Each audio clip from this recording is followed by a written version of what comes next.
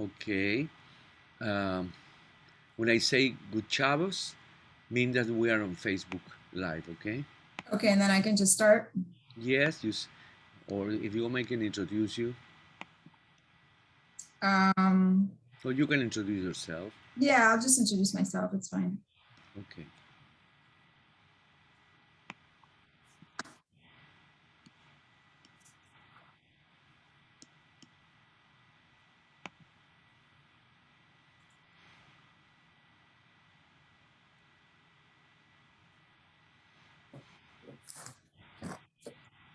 Good chavos. Hello, everyone. So happy to be here. I'm Alla Esther Levy, and we are here on our Saturday Learning with TAO. And with us today is George, and Stephanie will be with us shortly. And we're going to have a great conversation today about my personal history and the Holocaust, and just being from the part of the world that is very famous and popular right now. Not, of course, in a good sense, in a tragic sense, but we're going to be talking about my history as an immigrant from Russia and Ukraine, and our family history and all these different things. And then we're going to talk about a message and a prayer that hopefully we can all implement so that we can continue to foster a better world. So let's start, shall we? So today, I want to quickly just mention when I started doing emotional intelligence, as many of you know, I am an emotional intelligence specialist. And many years ago, I created the concept of the EQ Institute, which is a platform that helps us learn, transform, and then impact. And so today's question, as I continue to, as we continue this conversation is, how do we really know how to recognize our level of crazy and then manage it? And some of you know that I talk about this concept of recognizing our level of crazy and managing it, in the sense that it's a very lighthearted way to say, who are we really emotionally? Why do we act the way that we do sometimes?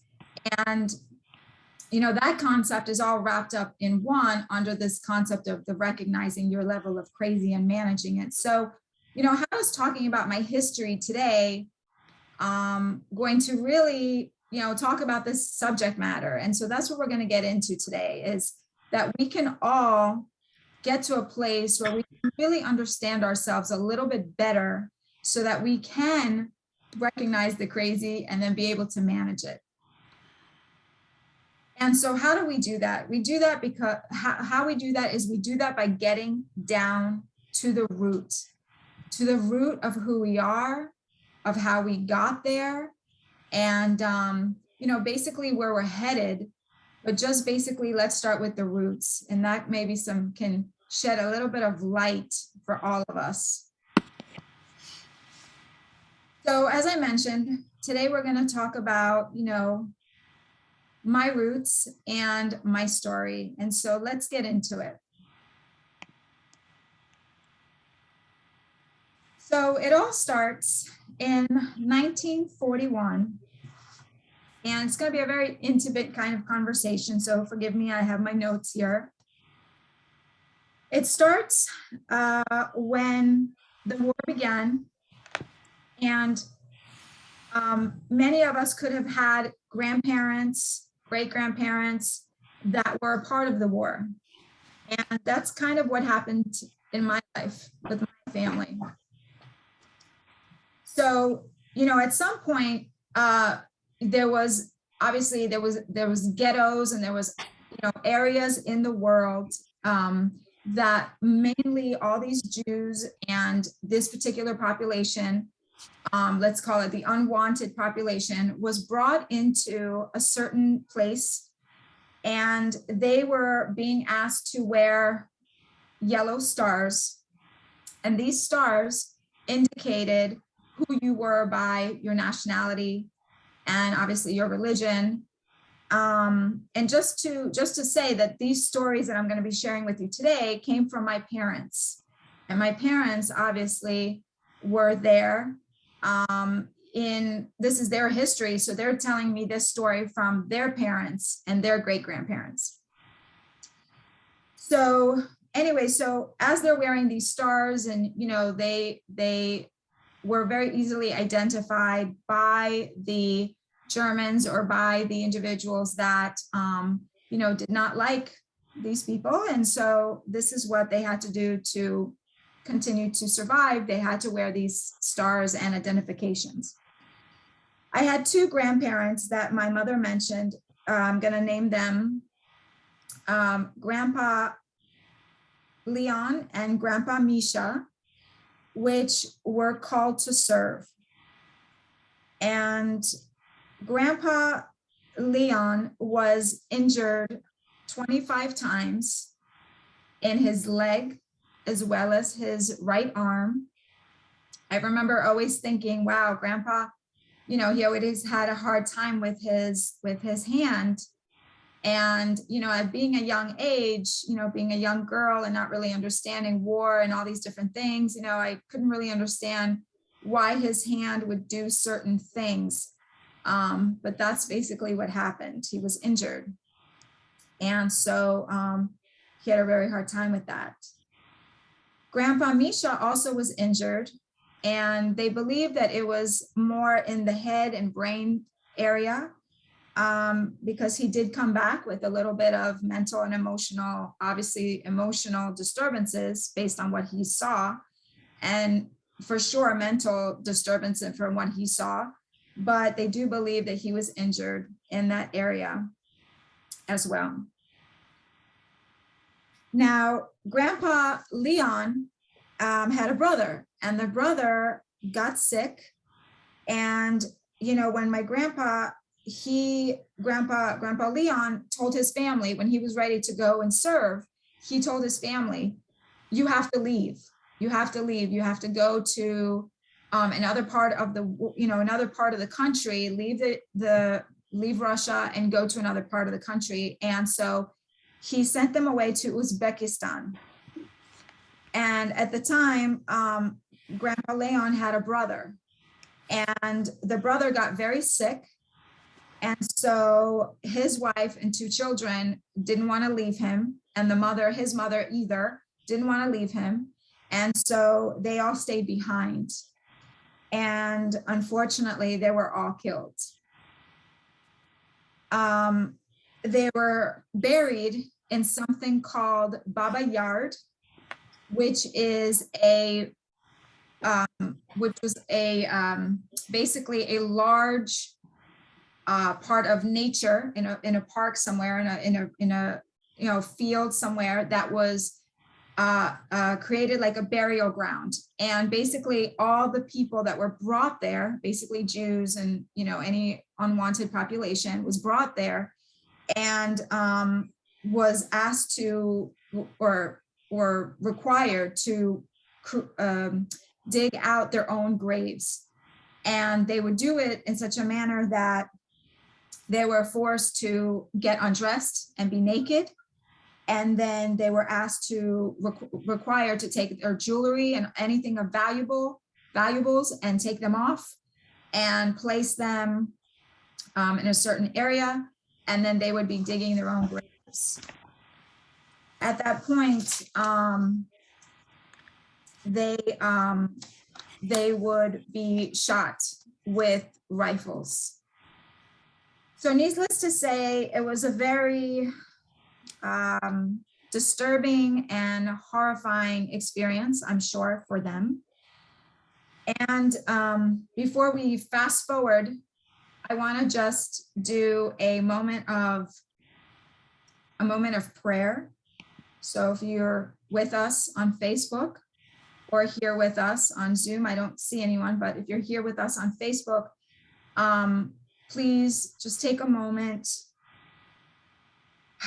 Let's take a deep breath.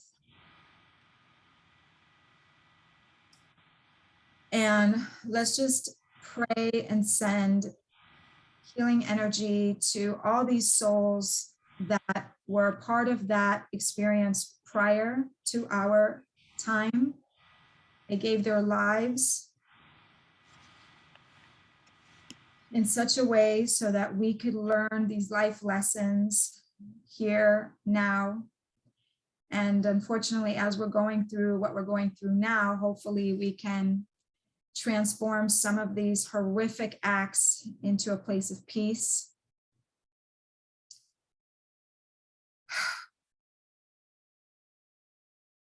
Okay, so let's continue. So as we fast forward, 1974, yours truly was born. And that is my parents there with me. I was so cute, right? What happened? So that is me with my mama and my papa. And, you know, that was the time when pictures were black and white and looked very nice. And so I was born in Kiev, Ukraine. And it was during the time that it was the USSR. So it was considered Russia at the time. And my parents started the immigration process in 1979. And at that time, my grandpa on my mom's side and his family, all the family, decided to immigrate to America for a better life and more possibilities. It was a very hard time. Once my parents decided to leave, they were fired from their jobs. They were treated very poorly. And it was they were seen as traitors of the country, basically. So it was a very trying time for them. My mom and a family friend started creating hustles to survive. So you know how nowadays we talk about having a side hustle, right? You have another job or you have a project or something you're working on. This is what basically they had to create and really be really innovative what they needed to do to survive. And so at the time, one of the things that they would do is they would sell copper doorknobs that they found in abandoned buildings. And in addition to that, they would also sell empty bottles, cans, kind of like what we do here, anything that they could to make some extra money to survive while they were waiting for this transition to America. My parents finally arrived in the US and we landed in New York and we reunited with my mom's family. We ultimately moved to Maryland, which is where I grew up and learned many lessons about being different.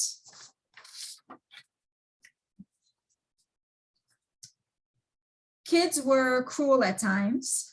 And due to little money, you know, I didn't have a lot of clothes and sometimes I had to wear the same outfit 2 days in a row. And, you know, though my clothes were clean, I was still a target for bullying at school. And so it was not always fun. Also, my lunch consisted of red or black caviar. And though in some circles, this is considered fancy food and considered very, you know, glamorous food,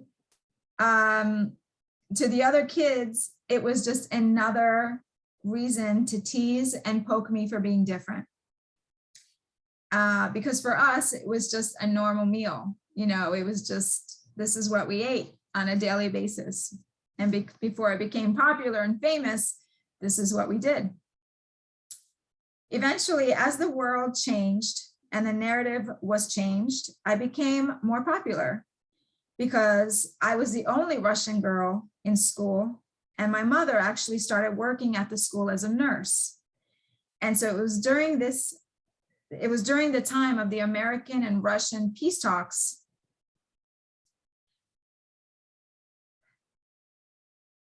Can you hear me, George? Yes, loud and clear. Okay. Okay. Sorry about that. It seemed like I got stuck there for a moment. No, it's good. This was during the time of the Russian and American peace talks. And so, you know, it was popular to be Russian at the time. And we actually did exchanges with the embassy. So the Russian embassy had a school, and so their kids would come to our school and we would go to their schools. It was very fun. We did like an exchange. We learned a lot about each other, and it was a really good time. So ultimately, it turned out really good. And we were even featured in a local newspaper, me and my family, for being immigrants and being Russian. And I guess it was just a pretty cool time to be that, you know. So as I entered my adult life, it always seemed very interesting for people to hear about my international background. You know, I was always labeled as, unique, exotic. But as it's said in the Peter Rabbit movie, you know, she's tough, she's rough, she's Russian. What do you expect? So that's a little inside joke that we sometimes play with. And so I had, the truth was that as things changed and as life continued, it wasn't really so much about being Russian anymore. It was now about being Jewish. And so I remember one of my main memories of this anti-Semitism that I experienced was during the time that I was in corporate America. And I worked with a woman who was a devout Christian. And she just had no problem constantly reminding me of how my people killed her God, Jesus. She would say this in a very playful way, but with a serious undertone and a heavy judgment and anger. And it was this kind of thinking and behavior which made me realize that so many of us have forgotten what we're really doing here on Earth School. So it was about, was it about making someone wrong? Was it really about convincing someone of our truth, of my truth, your truth? Or is it about trying to accept each one and each other as we're working towards finding a solution that will help all of us survive and thrive in peace and harmony? So now the world is different, and I have witnessed how much division is being created, in my opinion, on purpose. Divide and conquer is the name of the game. And where do I personally feel it's very sad. From the mass information on all levels, I have learned to watch and absorb information from a variety of sources to get closer to the truth as possible. But even then, it's hard to know because I'm not personally there. I can't really see what's going on from being over here. So unless I see it with my own eyes and I truly experience something myself, I usually just have to stay neutral and try to theorize the truth as much as possible based on the facts that I have accumulated from all the information I can possibly gather from a variety of sources.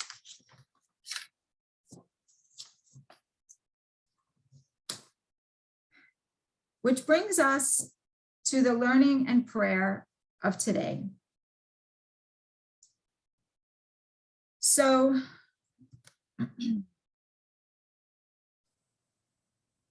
perhaps none of us really feel like we can do anything about the current conflict in Russia, Ukraine, or any other worldly matters that are currently happening. But perhaps we can make a conscious effort to be kind, to take mindful actions that we can, and before we do, we can ask ourselves, am I building or am I destroying in this moment? In this moment when I'm having this conversation with this person, what am I really achieving here? Am I achieving a sense of trying to convince them of my belief system? Am I trying to get them over on my side of the political arena? Or am I just trying to create some truth here? Am I just trying to understand what they're going through and where they're coming from so that I can step into their world for a minute and really understand, how we can find some middle ground here between all this information? Because unfortunately, the information is going to want to pull us this way to this agenda or this way to this agenda. We basically have to take responsibility on our own and to figure out what is the truth, in the sense that without these agendas, without this narrative, what is the truth? What is the common sense truth behind all of this, so that we can create peace? We can create peace within ourselves, within each other, and for the world. Because unfortunately, if we don't, then where are we headed?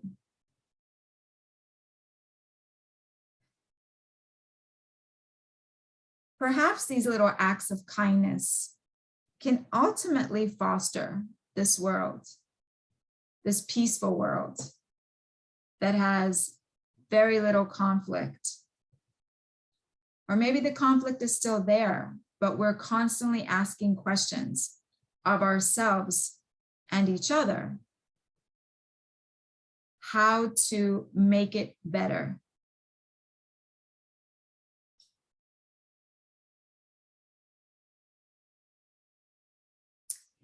So I want to open it up just in case, before we keep going here, in case there's any comments or questions online.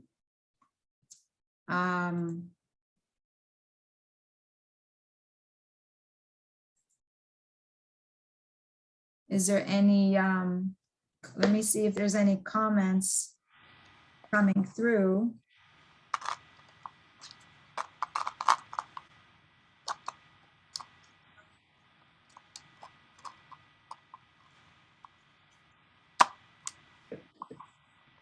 Okay. So finally, I want to, and George, how about you? Tell me. Do you have any feelings about so far about what I'm mentioning? Maybe we can have an interaction here. I'm following you. I mean, it's very entertaining, the story. I mean, entertaining, not in the light side. I'm just following the story. I think just keep going. We all have been rejected and humiliated for different reasons in our life. Especially when we were kids, for other kids, or and so. But I understand your what you are talking about, the position about being the only Russian and being Jew and all that stuff. Yeah, it's I think it's a hard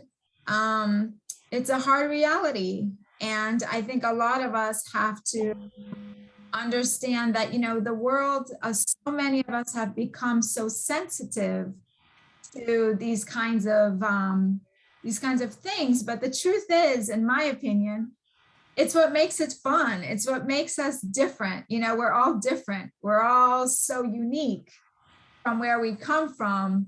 And our, you know, like, for example, like the Russian stereotype of that every Russian or Ukrainian, whatever, like drinks vodka, right? That's our pastime. And we eat pierogies and we have borscht and all these cool things. And I just find that so interesting and fascinating that we each have our own things, you know, like you're from, remind me where you're from. Who, me? Yeah. Yeah, Venezuela. Venezuela. So in Venezuela, what do they have that is considered you guys' stereotype? What's your thing? Loud and party animals.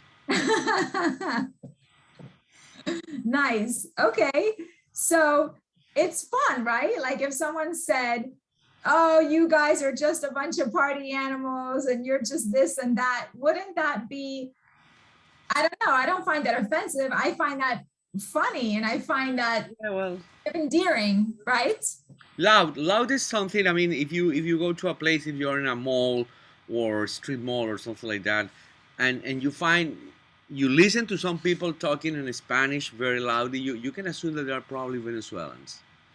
You know, Okay. they want the world to know that they are there.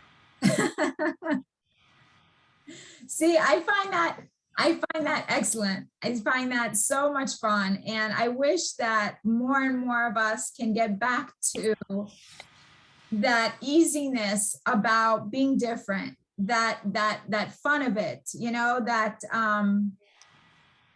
endearing and sweet ability to just embrace who we are and our differences and just laugh about it and not be so sensitive about this or that, you know?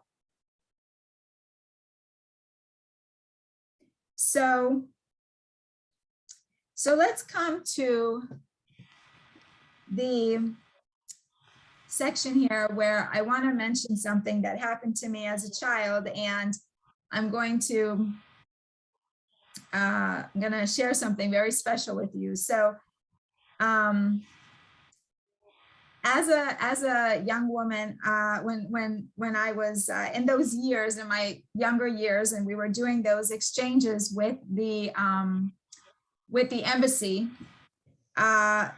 one of those visits, my mom wanted me to sing a Russian song. And she wanted me to sing in front of the whole, you know, the principal and the students. And she just wanted me to do this song all by myself. And so I never forgot that moment because it was a very embarrassing moment for me. Because why? I only remembered the first verse of the song. I didn't have enough time to practice. And it was very traumatizing to me. And I ran off the stage very upset and embarrassed. And I felt like a total failure. And so I thought, you know, this is going to be a great time to share that first verse because it really does speak to what we are dealing with in the world today. And so I'm going to sing it to you. It's this one verse, and then I will translate it to you in English. All right, you ready? Okay, here we go. Пусть всегда будет солнце, пусть всегда будет небо, пусть всегда будет мама и папа, пусть всегда буду я. Okay, so here's Very nice. thank you. And so here's what it means. May there always be sunshine. May there always be moonlight. may there always be mama and papa, and may there always be me. And so I felt that this was the perfect thing to sing tonight, and it was the perfect verse for me to remember, because if we have those elements still intact in a world that is harsh and sometimes unkind and misguided and lost, that maybe if we still have those things, we are doing okay. And so let's take a few minutes here and do a few minutes of a meditation.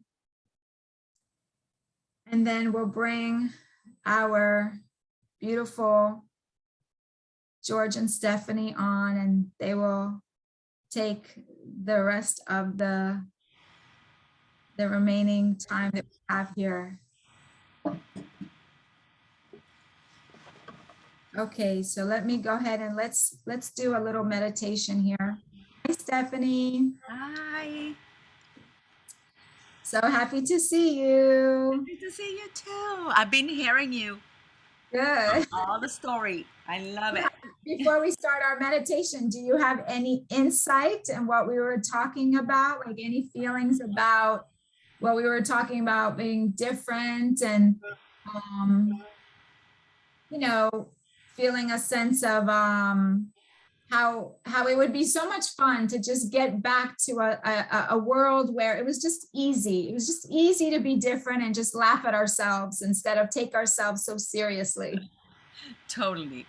But yeah, well, I think that we all have to start by internal peace. You know, if we conquer our internal peace, then maybe, you know, the world can be a more peaceful place.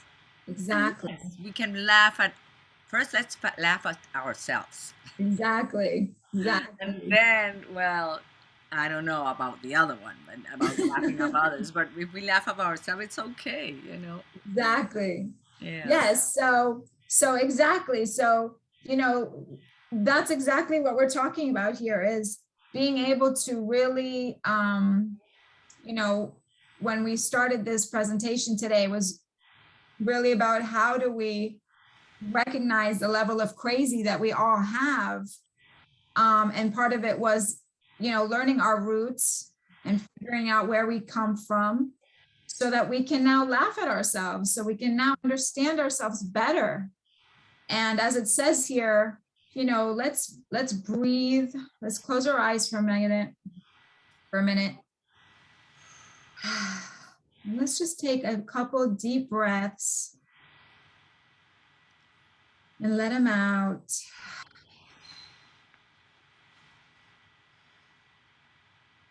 A couple more.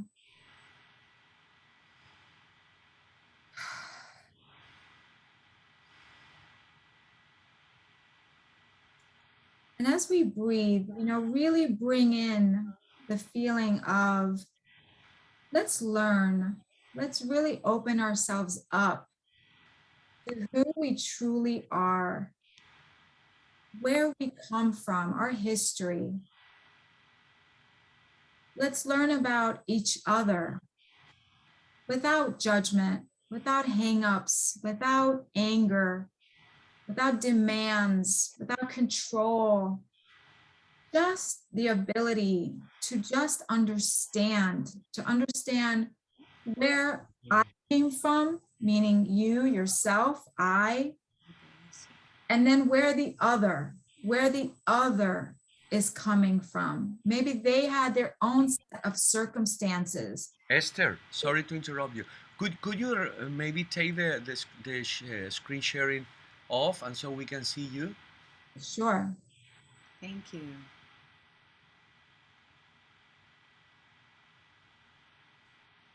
Yeah.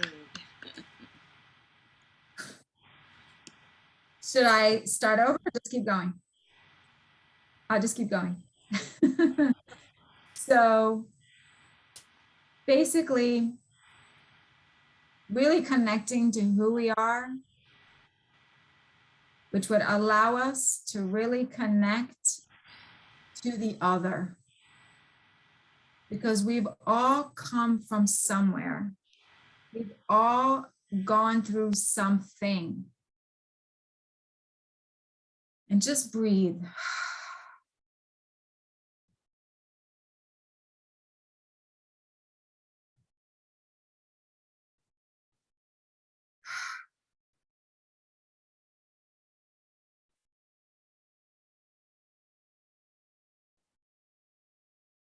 Sometimes I know it's hard to step away from all the noise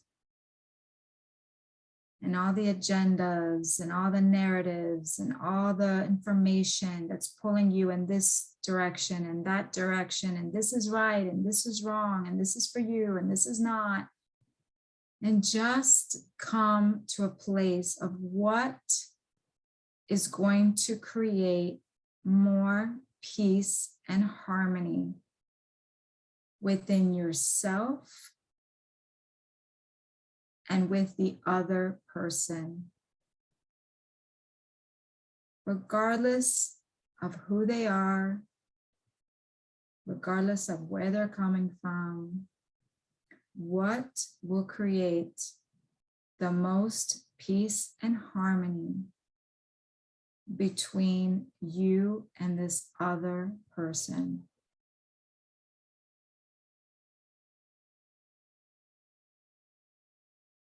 And if we truly, truly want a peaceful world, then let's work on that.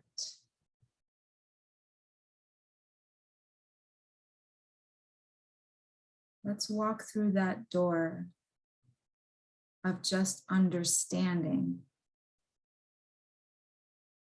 compassion,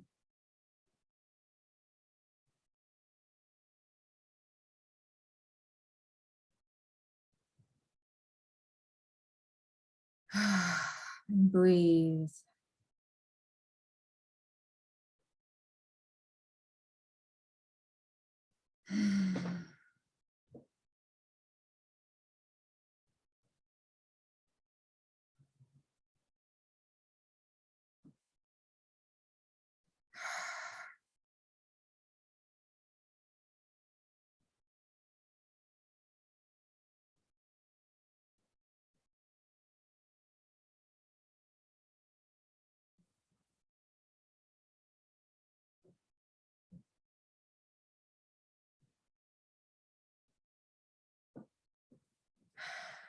So,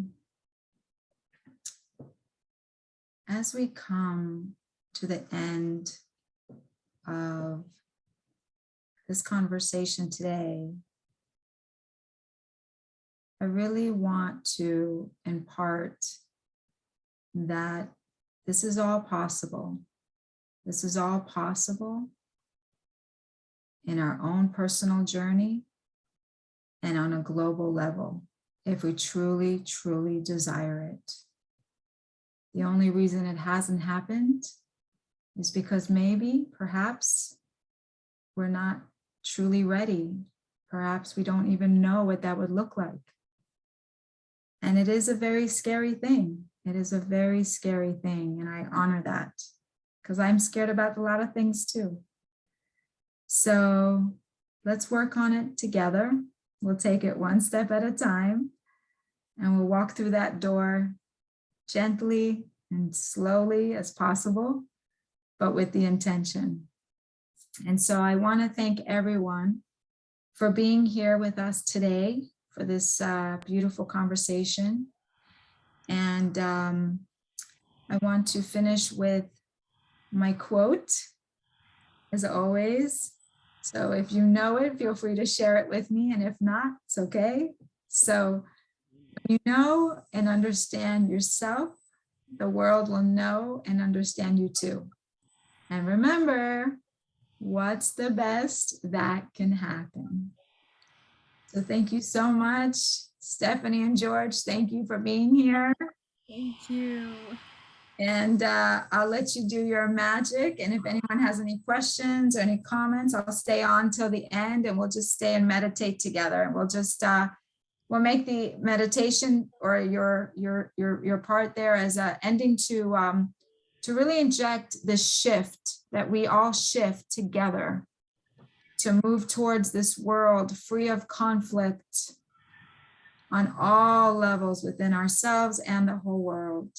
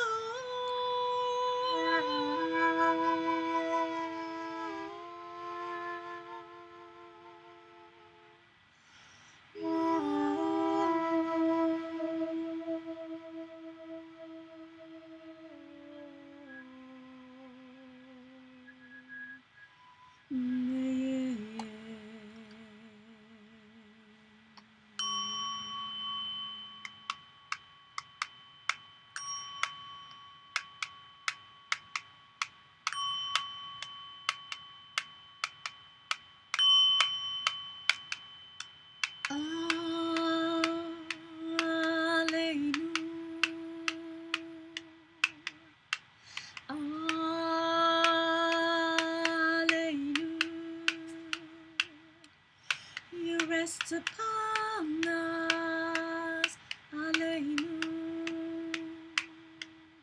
You are within us, Alleluia. You have become us, Alleluia. You're moving through us, Alleluia.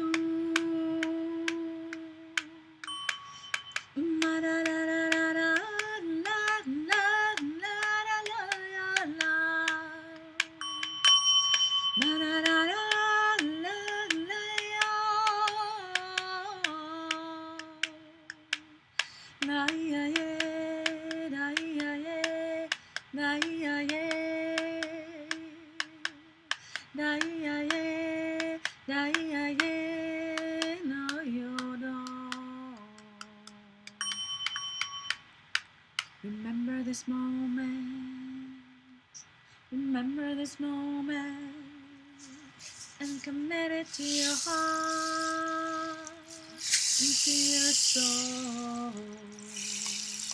Remember this moment, this moment, commit it to your heart and to your soul. Hallelujah, hallelujah.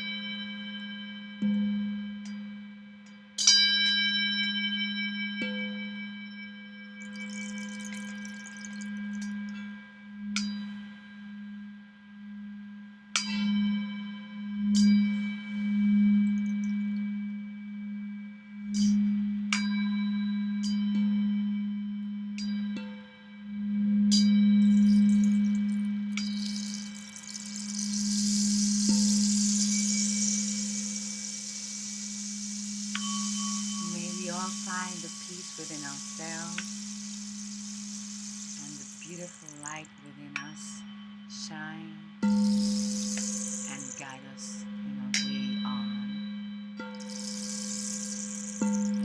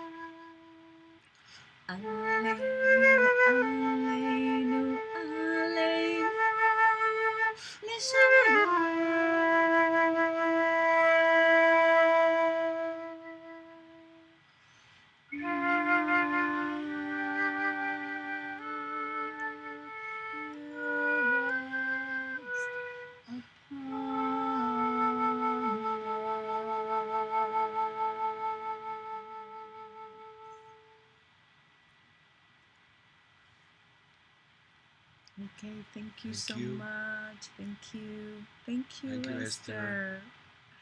Love to see you, beautiful human being. I can't hear you. You're muted. I could just sit here all day long. I know. I said I love doing these Saturdays with you. It's the best. It's our own little sacred space. Love you guys. Mwah. Love you. You are a very special person. Thank you. I know. Tom tells me every day. He's biased. Okay, guys. Bye. Shalom.